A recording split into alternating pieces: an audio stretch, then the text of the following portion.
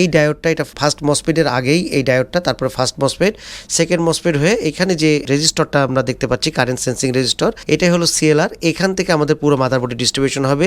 তো এখানে এই ফার্স্ট মসফেট এবং সেকেন্ড মসফেটের গেট অনেক হাই হবে, এন চ্যানেলের মসফেট দেওয়া আছে।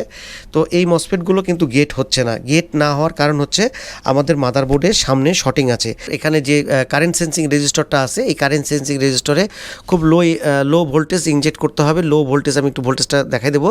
বিকিউ সিরিজের 24738, এগুলোর বিকিউ সিরিজের কনসেপ্টগুলো সব একই। এসি ড্রাইভ, এসি প্রেজেন্ট, 5 নম্বরে এসি প্রেজেন্ট। এটা দেখেন রিজন ভোল্টেজটা, ভোল্টেজ ডিভাইডার হয়ে এই যে রিজন যেটা 6 ভোল্ট, ভোল্টেজ ডিভাইডার হয়ে AC in adapter current present হিসাবে চলে যাবে আয়োর কাছে। এইটা হলো চার্জিং এসির বেসিক একদম কনসেপ্ট। পাওয়ার লিডটা কিন্তু জ্বলে গেছে, মাদারবোর্ডটা কিন্তু 100% রান হয়ে গেছে।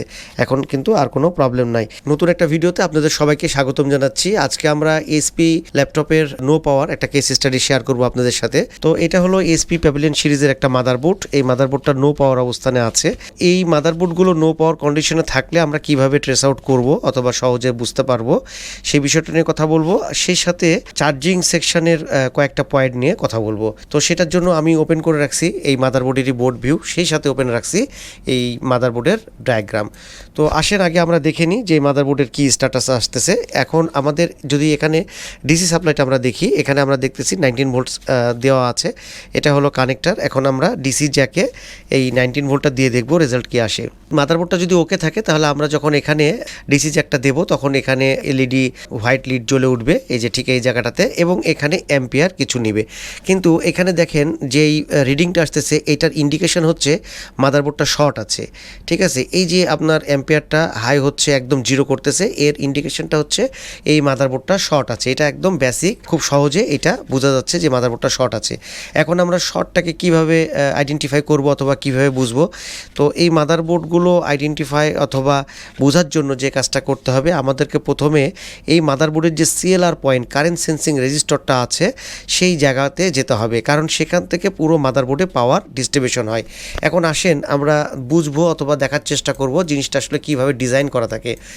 এই যে মাদারবোর্ডের যে ডিসি জ্যাক কানেক্টরটা থাকে, এই ডিসি জ্যাক কানেক্টর থেকে পুরো 19 ভোল্ট আসার পরে কিভাবে ফার্স্ট মসফেট, সেকেন্ড মসফেট হয়ে একটা কারেন্ট সেন্সিং রেজিস্টর হয়ে পুরো মাদারবোর্ডে ডিস্ট্রিবিউশন হয়, সেই জিনিসটা আমরা এখন ডায়াগ্রাম থেকে দেখার চেষ্টা করব এবং বোঝার চেষ্টা করব।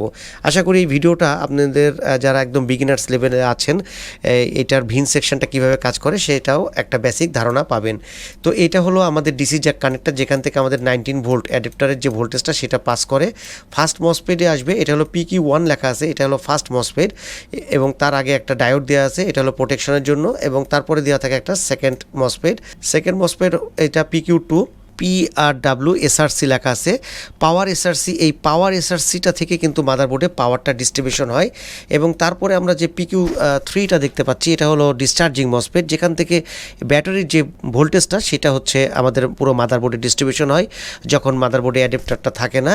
এবং তার নিচে আমরা দেখতে পাচ্ছি ডান পাশে আরও দুটা মসফেট দেওয়া আছে, এগুলো চার্জিংয়ের জন্য ব্যবহার করা হয়। এবং এই মাদারবোর্ডে ব্যবহার করা হয়েছে BQ2738 চার্জিং আইসি, BQ সিরিজের আইসি। তো আমরা জানি বিকিউ সিরিজের আইসিগুলোর লাস্ট যে পিনটা হয় সেটা হলো ভিসিসি হিসাবে কাউন্টিং হয়। এটা হলো 20 নম্বর পিন ভিসিসি। ভিসিসি মানে হচ্ছে এই চার্জিং আইসির হচ্ছে ইনপুট ভোল্টেজ, যেটা প্লাস VA লেখা আছে, একটা ডায়োড, কমন ক্যাথোড ডায়োড। এই ডায়োডের মাধ্যমে এটা ভিসিসি মানে অ্যাডাপ্টারের ভোল্টেজটা আসবে। এছাড়াও অ্যাডাপ্টার যখন আমরা দেবো না তখন ব্যাটারির যে ভোল্টেজটা সেটা আসবে। তো এখানে রেজিস্টার ব্যবহার করা হয়েছে, এবং এই ভোল্টেজটা ভোল্টেজ ডিভাইডার হয়ে এখানে আমরা দেখতে পাবো ভোল্টেজ ডিভাইডার হয়ে আপনার এসি ডিটেক্ট হিসাবে চার্জিং এসে 6 নম্বর পিনে কিন্তু চলে আসে। তো এইটা আমাদের যে মাদারবোর্ডটার যে কন্ডিশন হয়ে আছে সেটা বুঝতে গেলে খুব সহজ হবে। আমি যেই পদ্ধতিতে আপনাদেরকে দেখা দিচ্ছি এবং সেটা কত ভোল্টেজ হবে অ্যারাউন্ড সেটাও কিন্তু বলা আছে।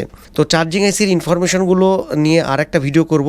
বেসিক যে বিষয়টা সেটা হলো আমাদের অ্যাডাপ্টারের ভোল্টেজটা আসবে ফার্স্ট মসফেট হয়ে, সেকেন্ড মসফেট হয়ে সিএলআর কারেন্ট সেন্সিং রেজিস্টার হয়ে পুরো মাদারবোর্ডে ডিস্ট্রিবিউশন হবে। এখন আমরা যদি অ্যাডাপ্টারটা দিই, অ্যাডাপ্টারটা দিলে আমরা এখান থেকে দেখতে পাচ্ছি যে মাদারবোর্ডটা তো শর্টিং আছে। আর যদি ভোল্টেজটা চেকিং করতে যাই তাহলে দেখব যে 19 ভোল্ট সিএলআর পর্যন্ত যাচ্ছে কিনা।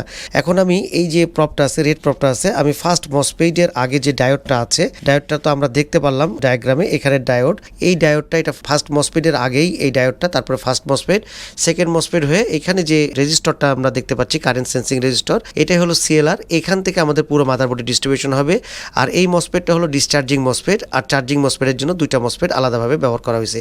তো এটা ডিসচার্জিং মসফেট এবং হলো ফার্স্ট মসফেট, সেকেন্ড মসফেট, তার আগে ডায়োড। খুব সহজ একটা হিসাব, এখানে কোনো জটিল কোনো কিছু নাই। আমরা ফার্স্টে যদি আমরা দেখি 19 ভোল্ট আমরা যে অ্যাডাপ্টারে দিয়েছি 19 ভোল্ট চলে আসছে। তো তারপরে আমরা ফার্স্ট মসফেটের কোথায় দেখব, ড্রেনে দেখব, আমরা ওখানে দেখব।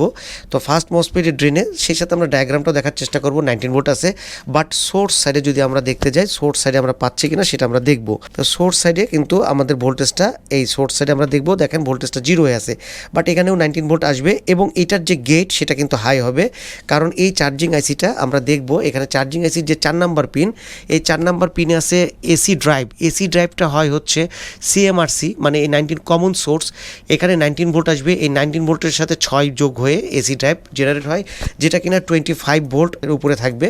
তো এখানে এই ফার্স্ট মসফেট এবং সেকেন্ড মসফেটের গেট অনেক হাই হবে, এন চ্যানেলের মসফেট দেওয়া আছে।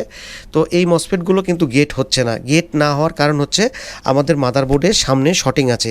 কিভাবে শর্টিংটা চেক করতে হয় সেটাও দেখাবো। এই যে গেট, এখানে দেখেন গেটটা কিন্তু আমরা মিটারে দেখব, গেট কিন্তু 0, বাট এখানে কিন্তু 24.5 অথবা 25 ভোল্টেজ জেনারেট হবে। তো এখানে এসি ড্রাইভ চার্জিং আইসিটা বন্ধ করে দিচ্ছে। বন্ধ করে দেওয়ার মূল কারণ যেটা, সেটা হচ্ছে সামনে শর্ট আছে। কোন জায়গায় শর্ট আছে? এই যে সিএলআর, এই যে সিএলআরটা বলতেছি, এই সিএলআরের আউটপুটে শর্ট আছে এবং দেখেন সিএলআরে কিন্তু কোনো ভোল্টেজ নাই, যেখানে 19 ভোল্ট থাকবে।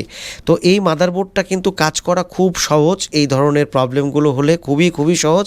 আমরা যে কাজটা করব, এটা হলো এই ডিসি জ্যাকটা রিমুভ করে দিলাম। আমরা ডায়োড মোডে মিটার দিয়ে, আমরা রেড প্রপ দিয়ে, গ্রাউন্ড দিয়ে যদি আমরা দিই, গ্রাউন্ডে আমরা রেড প্রপ দিচ্ছি এবং ব্ল্যাক প্রপটা দিয়ে আমরা যদি সিএলআর পয়েন্টে যদি আমরা চেক করতে যাই, দেখেন বিপ দিচ্ছে। কিসের বিপ দিচ্ছে?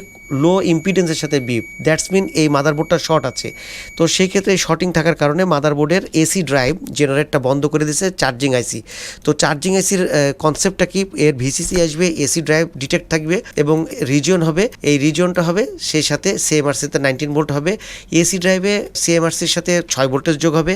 চার্জিং আইসি একবার শুধুমাত্র এসি ড্রাইভকে হাই করে, যদি কোনো কারণবশত সিএলআর এর আউটপুটে, এই যে পাওয়ার এসআরসি আছে এর আউটপুটে, মানে সিএলআর এর আউটপুটে যদি কোনো কারণবশত আপনার ভোল্টেজ এই শর্ট থাকে, মাদারবোর্ড শর্ট থাকে, তাহলে চার্জিং আইসি এসি ড্রাইভকে বন্ধ করে দেয়, এসি ড্রাইভকে হাই করাটা বন্ধ করে দেয়, যার কারণে এই মাদারবোর্ডে আর পাওয়ারটা আসতেছে না। এবং আমরা যখন ডিসি সাপ্লাই যখন আমরা লাইন দিচ্ছি, তখন আমরা দেখতে পাচ্ছি যে এটা বারবার হাই হচ্ছে এবং লো হচ্ছে। তো সেই ক্ষেত্রে আপনারা যে কাজটা করবেন, এই ধরনের মাদারবোর্ডগুলোতে অবশ্যই পাওয়ারটাকে ডিসচার্জ করে নেবেন। এখানে যে কারেন্ট সেন্সিং রেজিস্টরটা আছে, এই কারেন্ট সেন্সিং রেজিস্টরে খুব লো ভোল্টেজ ইনজেক্ট করতে হবে। লো ভোল্টেজ, আমি একটু ভোল্টেজটা দেখাই দেবো। এখানে যদি আপনার খুব লো ভোল্টেজ ইনজেক্ট করেন, তাহলে সেক্ষেত্রে শর্ট কোথায় আছে আপনি খুব সহজে ধরতে পারবেন। আর মাদারবোর্ডগুলো বুঝতে গেলে কোন জায়গায় কোন কম্পোনেন্ট আছে, কোন জায়গায় কোন কয়েল আছে, এখানে দেখেন অনেকগুলো কয়েল আছে, কোনটা সিপিউর কয়েল, কোনটা জিএক্স কয়েল, কোনটা 3 ভোল্টের, 5 ভোল্টের, কোনটা র্যামের, এখানেও কয়েল আছে। এগুলো বোঝার জন্য আপনি যখন এখান থেকে কয়েল থেকে সিলেকশন করবেন, মানে বোর্ড ভিউ থেকে সিলেকশন করবেন, তখন আপনি দেখতে পাবেন যে কোনটা কোন কাজে ব্যবহার করা হয়েছে। এই কয়েলটা যখন সিলেকশন করছি 1.2 এখানে সিলেকশন হয়ে গেছে ভোল্টেজ। তো এখান থেকে আপনি বুঝতে পারবেন যে ভিসিসি কোর থেকে শুরু করে সব কিছু এই বোর্ড ভিউ থেকে আমরা সহজে বুঝতে পারবো যে কোনটা। যেমন এই কয়েলটা আছে হলো ভিসিসি কোর, ভিসিসি কোর মানে সিপিইউ কোর। তো এই জন্য মাদারবোর্ডের কোন জায়গায় কোন পার্টস আছে সেটা চেনার জন্য অনেক কিছু, জিটি মানে গ্রাফিক্স কোর, জিটি মানে গ্রাফিক্স কোর। তো এইরকমভাবে আপনি কোন কয়েল কোন জায়গায় আছে সেই পজিশন অনুযায়ী যদি ওখানে ক্লিক করেন, তাহলে আপনার সেই ডেস্টিনেশনে ভোল্টেজটা কোথায় যাবে সেটা আপনি বুঝতে পারবেন। এটার জন্য কোনো রকেট সায়েন্স জানার দরকার নেই। তো এটা হলো 1.5 জিএফএক্স, মানে একদম এই যে গ্রাফিক্সের জন্য যে ভোল্টেজটা সেটা হচ্ছে এটা। তো এই জন্য এটার জন্য কোনো রকেট সায়েন্স জানার দরকার নাই। এখন কি করতে হবে আমাদেরকে, এই যে খুব লো ভোল্টেজের সাথে এখানে আমরা ভোল্টেজ ইনজেক্ট করব, তাহলে সেক্ষেত্রে মাদারবোর্ডটা কোথায় শর্ট আছে আমরা খুব সহজেই ট্রেস আউট করতে পারবো। এখন আমি এই জায়গাটা বোর্ডটা কাজ করে নিই, এখন কোন কোন জায়গায় শর্ট অথবা কী কী শর্ট সেটা আমি দেখে তারপরে মাদারবোর্ডটার লাস্ট রেজাল্ট কী হচ্ছে সেটা আপনাদের সাথে শেয়ার করব।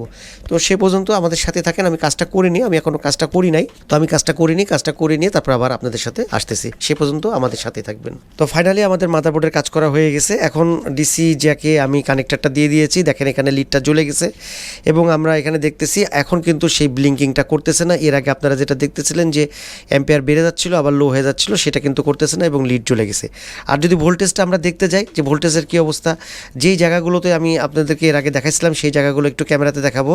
এটা ছিল সেই ডায়োড, যেটা ডিসি জ্যাক কানেক্টরের পরে যে ডায়োড ডায়োড, সেই ডায়োডে কত ভোল্টেজ আসতেছে সেটাতে কিন্তু এখন 19 ভোল্ট আসতেছে। এবং আমরা যদি ড্রেন সাইডে দেখি ফার্স্ট মসফেটের, তো সেখানে আমরা ভোল্টেজ পাচ্ছি 19, এবং সোর্সে যে জায়গায় ভোল্টেজটা মিসিং ছিল সেখানে আমরা ভোল্টেজ দেখব, সেটাও 19। আর বলতেছিলাম এসি ড্রাইভ জেনারেট হচ্ছিল না, যেটা আমরা 4 নাম্বার পিনে আমরা এসি ড্রাইভ দেখব। এসি ড্রাইভ দেখেন আমি 20 রেঞ্জে সিলেকশন রাখছি, কিন্তু অনেক হাই হয়ে গেছে। আমি 200-তে দিয়ে দিলাম। 200-তে দেওয়ার পরে আমি এখন কি করব, এইটাতে আমি আবারও দেওয়ার পরে আমি দেখতেছি 25.2 মানে 25। আমি আপনাদেরকে বলতেছিলাম যে এখানে ভোল্টেজটা তৈরি হবে সিএমআরসি মানে 19 ভোল্টের সাথে 6 ভোল্টেজ যোগ হবে। আচ্ছা, আমার হাতে মনে হয় অসুবিধা হচ্ছে, আমি এই পাশ থেকে একটু দেখাই। আপনারা গেট ভোল্টেজটা এসি ড্রাইভ, যেটা এসি ড্রাইভ সবসময় সিএমআরসি থেকে 6 ভোল্টেজ যোগ হয়। তো আমি এখানে প্রপটা রাখতেছি, এখন রেখে আপনাদেরকে দেখাচ্ছি 25 ভোল্টেজ, মানে রুলস অনুযায়ী, শর্ত অনুযায়ী এখন কিন্তু ঠিক আছে। সেকেন্ড মসফেট, এবং সেকেন্ড মসফেটের যেই সোর্স সেখানে আসবে, এরপরে ড্রেনে আসবে, এবং লাস্টে ফাইনালি কিন্তু এই যে কারেন্ট সেন্সিং রেজিস্টর সেখানে আমাদের 19 ভোল্টটা আসবে। তো চলে আসতেছে ভোল্টেজ, এবং এখান থেকে এখন পুরো মাদারবোর্ডের ডিস্ট্রিবিউশন হবে পাওয়ার, তাতে কোনো সমস্যা নাই। আমরা যদি মাদারবোর্ডটা সুইচ করি তাহলে আশা করি যে মাদারবোর্ডটা অন হয়ে যাবে, নো পাওয়ার হয়ে যায়। এটার বেশ কয়েকটা জায়গায় শর্ট হয়ে গেছিলো, সেগুলো যাই হোক রিমুভ করা হয়েছে। আমি আপনাদের সাথে শেয়ার করছি যে আসলে প্রসিডিউরটা কি, যে যখন প্রবলেম হবে তখন আপনারা কিভাবে ট্রেস আউট করবেন। চার্জিং ইস্যু হলে এখানে যে চার্জিং আইসিটা ব্যবহার করা হয়েছে আপনাদের সাথে শেয়ার করলাম, বিকিউ সিরিজের 24738। এগুলোর বিকিউ সিরিজের কনসেপ্টগুলো সব একই। এসি ড্রাইভ, এসি প্রেজেন্ট, 5 নাম্বারে এসি প্রেজেন্ট। এটা দেখেন রিজন ভোল্টেজটা, ভোল্টেজ ডিভাইডার হয়ে এই যে রিজন যেটা 6 ভোল্ট ভোল্টেজ ডিভাইডার হয়ে AC in adapter current present হিসাবে চলে যাবে আয়োর কাছে। এইটা হলো চার্জিং আইসির বেসিক একদম কনসেপ্ট। আর এটা হলো ব্যাটারির যে চার্জিং মানে ব্যাটারির যে পয়েন্ট, সেই জায়গা থেকে এটা ব্যাটারির সিএলআর। আর এইটা হলো দুটা মসফেট থাকে হলো চার্জিংয়ের জন্য, উপরে একটা যেটা দেখাচ্ছিলাম সেটা হলো ডিসচার্জিংয়ের জন্য, এটা হলো ব্যাটারির কানেক্টর। তো এইভাবে আপনার হচ্ছে মাদারবোর্ডগুলো কাজ করতে হয়। যদি শর্টিং হয় তাহলে সেক্ষেত্রে আপনি কারেন্ট সেন্সিং রেজিস্টরের পয়েন্টটাকে বের করে নিয়ে তারপরে বের করবেন যে সেখান থেকে ভোল্টেজ ইনজেক্টরের মাধ্যমে খুব সহজে এসব শর্টিংগুলো সলভ করা যায়। তো এইটাই ছিল এসপির এই মাদারবোর্ডের নো পাওয়ার একটা কেস স্টাডি। এখন যদি আমরা পাওয়ারটাকে অন করি, অন করলে এখানে সুইচ আছে, অন করলে আমরা দেখতে পাবো এই যে মাদারবোর্ডটা কিন্তু অন হয়ে যাচ্ছে। আগে তো এই ভোল্টেজটা বারবার দিচ্ছিল, এবং এখানে আমরা পাওয়ার লিডটা একটু দেখবো, এই যে পাওয়ার লিডটা কিন্তু জ্বলে গেছে, মাদারবোর্ডটা কিন্তু 100% রান হয়ে গেছে, এখন কিন্তু আর কোনো প্রবলেম নাই। এই ধরনের মাদারবোর্ডগুলো শর্টিং হয়ে যেতে পারে। শর্টিং হয়ে গেলে কিভাবে আমরা সলভ করব সেটার প্রসেসটা, একদম বেসিক প্রসেসটা, এটা এই মাদারবোর্ডে কোথায় প্রবলেম ছিল আমি জানি অনেক ভাই কমেন্ট করবেন যে এখানে কোথায় প্রবলেম ছিল, সেটা তো আপনি দেখালেন না, কিন্তু আমি আপনাদের সাথে শেয়ার করলাম এই মাদারবোর্ডে যেখানে প্রবলেম ছিল আপনার কাছে যে মাদারবোর্ডটা আসবে সেটা তো একই জায়গায় সেম মাদারবোর্ড নাও হতে পারে। এটা ছিল এসপি প্যাভিলিয়ন মাদারবোর্ডটার কেস স্টাডি। 19 ভোল্ট পাস করতেছিল না, এখন লিডটাও জ্বলতেছে। আমরা এখানে সুইচ করব, সুইচ করার পরে এখানে অ্যাম্পিয়ারটা কিন্তু উঠে যাচ্ছে, ফ্যানটা কিন্তু ঘুরতেছে, এই যে ফ্যানটাও ঘুরতেছে। সো মাদারবোর্ড আমাদের 100% রেডি, কোনো রকম প্রবলেম নাই। তো এটাই ছিল এসপির এই কেস স্টাডি। আর এইসব মাদারবোর্ডের যদি সমস্যা হয়, এই ধরনের প্রবলেম যদি হয়, নো পাওয়ারের প্রবলেম হয়, ইভেন বায়োসের যদি প্রবলেম হয়, যে কোনো বায়োস যদি প্রবলেম হয়, বায়োস লক হয়ে গেছে, বায়োস এর কারণে ফ্যান স্পিড জোরে ঘুরতেছে, লেটে ডিসপ্লে আসতেছে, আমাদের সাথে কন্ট্যাক্ট করতে পারেন। এই ধরনের বায়োস, যে কোনো বায়োসকে আনলক করার জন্য অথবা বায়োস যদি নষ্ট হয়ে যায় ঠিক করার জন্য আমাদের সাথে যোগাযোগ করতে পারেন। আমাদের shop address Munna computers, new market, Rajshahi. তো কথা হবে গাইস অন্য কোনো ভিডিওতে। আপনার মূল্যবান সময় দিয়ে আজকে আমাদের এই ভিডিওটা দেখলেন। যদি ভিডিও ভালো লাগে তাহলে একটা লাইক দিয়ে দেবেন। আর আমাদের ছোট্ট চ্যানেলে আপনারা যারা নতুন এখনও সাবস্ক্রাইব করেন নাই, অবশ্যই সাবস্ক্রাইব করে পাশে থাকার অনুরোধ জানাচ্ছি। তো আজকের মতন বিদায় নিচ্ছি, আল্লাহ হাফেজ, সবাই ভালো থাকবেন, সুস্থ থাকবেন, আসসালামু আলাইকুম।